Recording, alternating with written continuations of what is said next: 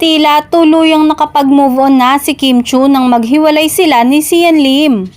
Ito nga ay makikita sa mga kilos ni Kim dahil nagagawa na nitong gawing biro ang patungkol sa pag-ibig sa segment na Especially For You.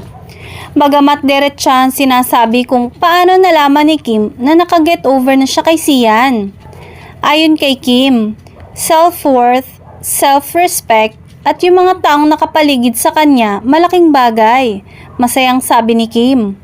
Naging malaki daw bahagi ng kanyang healing process ang pagpapatawad.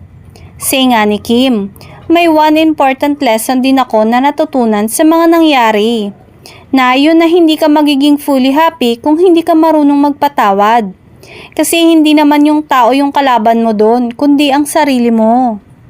Mukhang ang tuluyan ng binura ni Kim sa puso niya si Sian dahil natatawa na lang siya habang nagkukwento tungkol sa nakaraang nangyari sa kanila.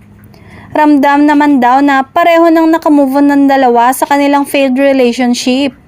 Parehong inspired magtrabaho ngayon ang dating mag-ex na sina Kim at Sian. Samantala, kamakailan ay ipinag-pray over ni na Vice Ganda at iba pang It's Showtime host si Kim Chiu sa kanyang ex na si Sian Lim. Nangyari yan sa segment ng noontime show na Especially For You.